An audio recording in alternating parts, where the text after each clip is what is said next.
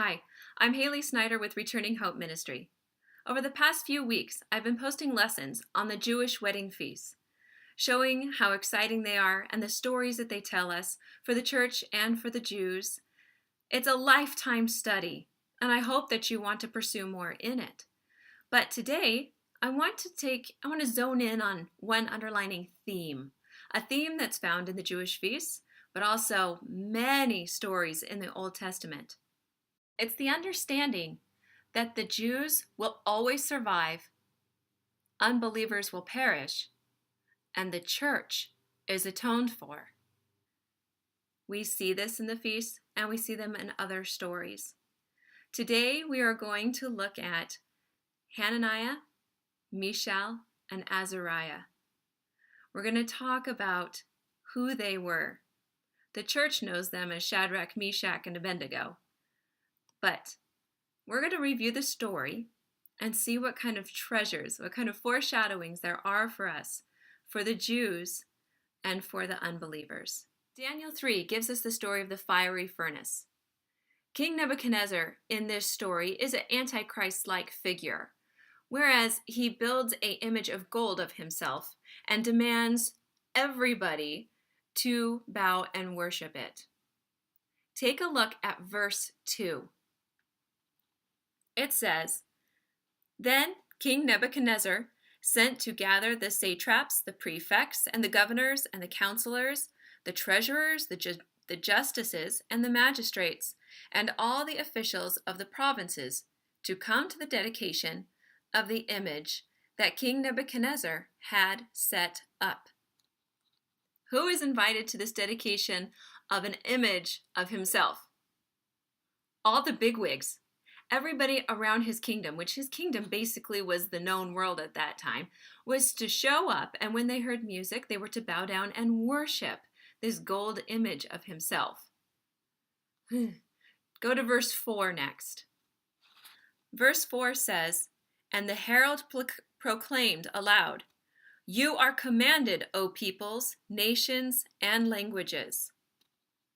Who was forced to sit down and bow and worship this idol? Everybody, all the nations, all the languages of the world at that time. Does this sound familiar? Well, it reminds me of Revelation. Revelations 13:14 says, "It performs great signs, even making fire come down from heaven to earth in front of people. And by the signs that it is allowed to work in the presence of the beast, it deceives those who dwell on the earth, telling them to make an image for the beast that was wounded by the sword and yet lived. And it was allowed to give breath to the image of the beast, so that the image of the beast might even speak and might cause those who would not worship the image of the beast to be slain." In the future of the world, there will be a figure that rises to power over the entire world. And he will create an image of himself, and he will want the world to worship him. It's a frightening picture, but we can see this happen in Babylon with King Nebuchadnezzar thousands of years ago. So let's take a closer look at what happens next. In verse 19, it says, "Then Nebuchadnezzar was filled with fury, and the expression of his face was changed against Shadrach, Meshach, and Abednego. He ordered the furnace heated 7 times more than it was usually heated." Okay, the story is that everybody came to bow down, and when the music was played, everybody bowed down to the golden image, except for 3 Hebrew men, Hananiah, Mishael, and Azariah. I wish everybody knew them for their real names. I really do. But they were brave. They didn't cave into peer pressure here. They understood the law, they understood what they were doing, and they still were brave enough to do it. I love them. They are so great. But they did. So now what? Well, Nebuchadnezzar's so mad that these 3 men will not worship him. And so he has the fiery furnace heated up 7 times hotter. Now, I am not a scientific whiz kid here, let alone a genius, but 7 times hotter than it normally is, I don't know how they're going to be able to balance that back in the, what's hotter than hot? I understand there's some science there, but I'm going to stop on the number 7 times hotter. That's a good number to keep in mind, isn't it? And they were pushed into the fiery furnace. But there's something else that happens. Take a look at verse 20 and 22. And he ordered some of the mighty men of his army to bind Shadrach, Meshach, and Abednego, and to cast them into the burning fiery furnace, because the king's order was urgent, and the furnace overheated. The flame of the fire killed those men who took up Shadrach, Meshach, and Abednego. First, these big, buff soldiers bound up the 3 Hebrew men. And then, when the furnace was so hot, those soldiers were killed just by getting close to it. The Hebrew men went to the fiery furnace. They were brave. But there we can see the theme I was talking about. The Jews will always survive against all odds, like no other nation ever in history. The Jews will survive, and the unbelievers won't. We see this time and time again, and here is one of the examples.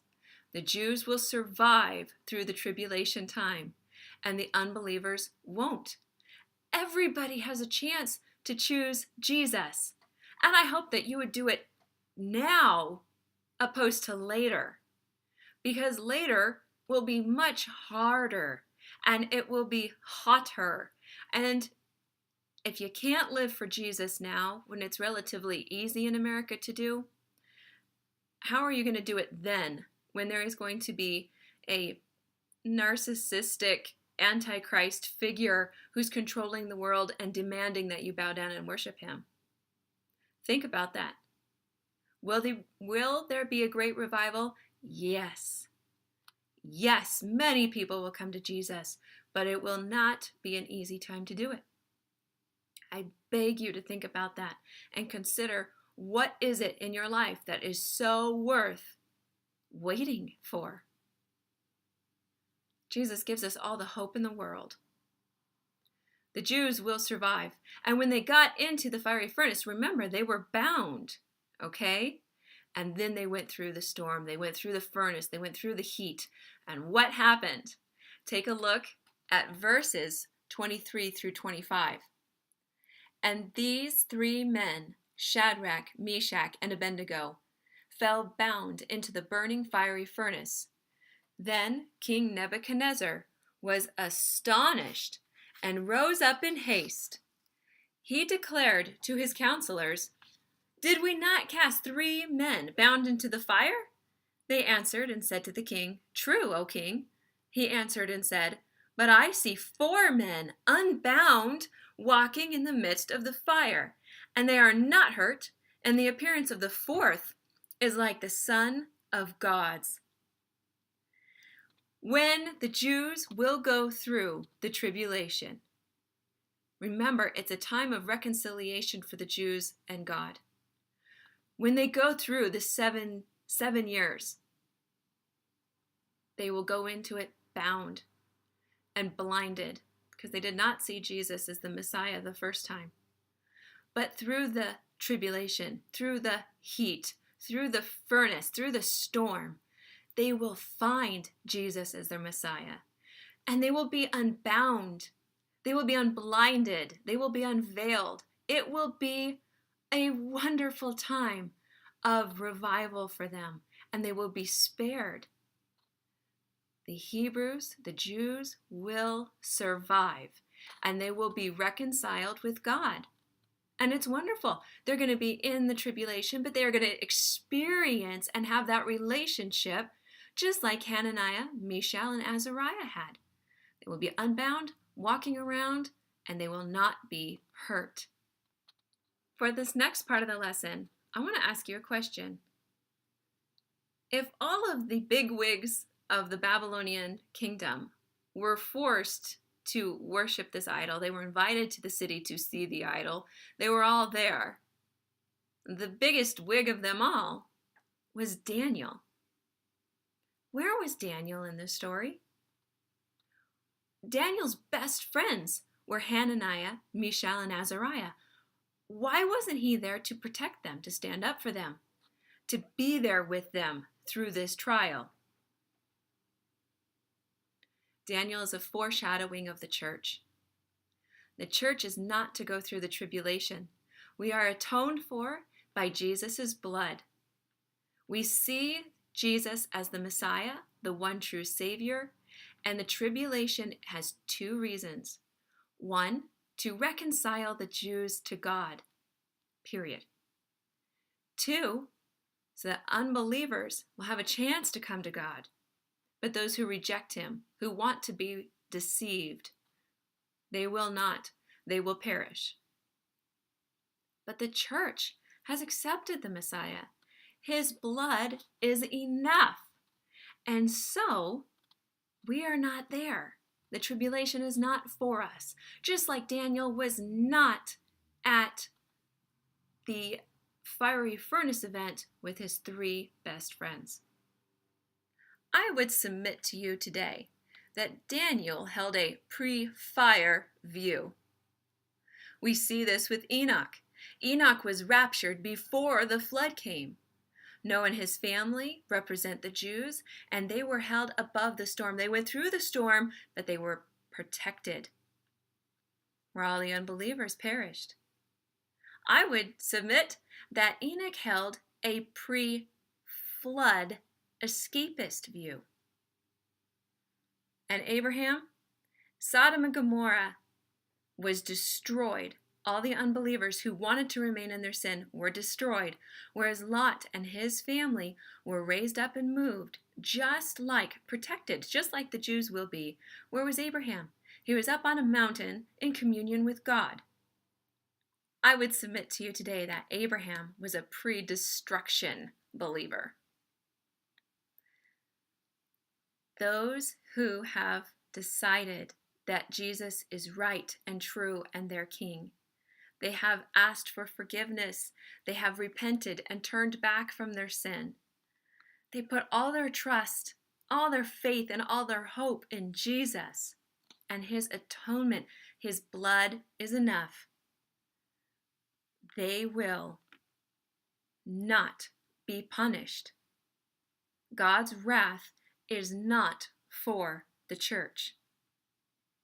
So, what can we get from this? Daniel, Abraham, and Enoch. Well, Daniel was obedient. Abraham, he prayed continuously to God, begging him for the unbelievers in Sodom and Gomorrah. And Enoch walked in communion with God. So I would say the best lesson that the church can take, be obedient, take a walk, and pray. Do not separate yourself from the world right now. The world needs us desperately to tell it, to beg for them to hear about the hope and the truth that they can have with Jesus Christ.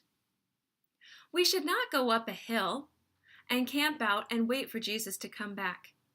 We should not sell all our possessions and go up a hill and wait for him to come back. We don't know the day or the hour. We are to be in the world, not of the world, but in the world. Let's be obedient and let's take a walk with God and pray so that in his will and in his time, we can be a pre-destruction, pre-flood, pre-fire believer. If we want to be a pre-fire, pre-flood, pre-destruction believer, what does that mean? I talk to many people who say we just need to be ready. Well, what does it mean to be ready? What does that mean? Does it mean to be ready to meet Jesus? Does it mean to be ready to hear the trumpet? What does that mean? Yes to both of those, for sure. So that tells us to live righteously. We are to live righteously so that when we are called to heaven, we are ready to see Jesus. Not shamed, not embarrassed, but excited and something to look forward to. But it also gives us an identity. We are to have an identity to know that we are going to see Jesus, to know that we have promises for our future. This is good. But I'm going to ask a little bit different.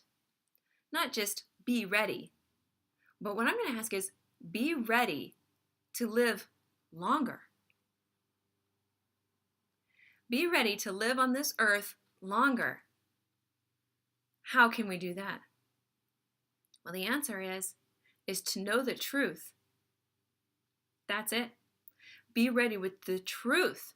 Because think about this. If the tribulation is coming, which we all know it is, every day is one day closer, right? That makes sense. And the man of lawlessness is the epic climax in the tribulation. Lawlessness is going to have to build. It's going to have to incline inside the church as well as outside the church. Did you hear me? Deceit and lawlessness will increase inside the church. The man of lawlessness, the man of deceit, wants to take away our identity. He wants to take away our promises so that we have no hope for the future. This is the battle that we're in, and it's inside the church. It's outside the church. It's everywhere, and it's only going to get worse and worse until the grand finale of Antichrist himself will be on this earth. So if that's the case, how can we be ready? Now, I told you the church is not going through the tribulation, right? But what we have to be ready for is to live longer on this earth. That means deceit will start to crawl in and get worse and more complex the closer we get to that tribulation time. So my challenge to you is, are you ready? Are you ready for the trumpet and to see Jesus? Yes, of course. But are you ready to fight the lies?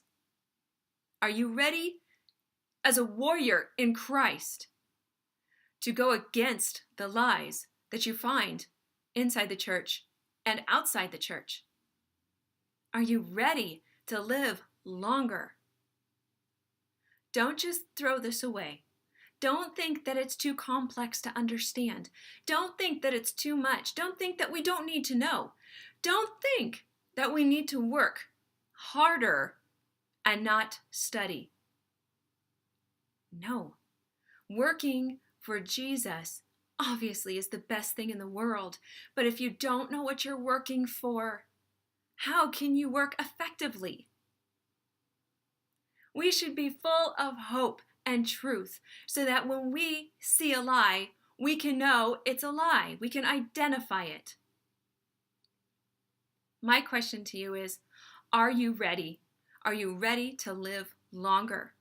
Because it is going to get worse. The church will be delivered because we are atoned for. But are you ready? Are you ready to live longer? Be like Daniel, obedient. Be like Abraham, in communion and prayer with God. And be like Enoch. Take a walk with God every day so that you are ready every day to go into battle with Him. Take a walk and pray, because don't go up the hill. Don't separate yourself. Be engaged. Be happy. Be hopeful until He returns.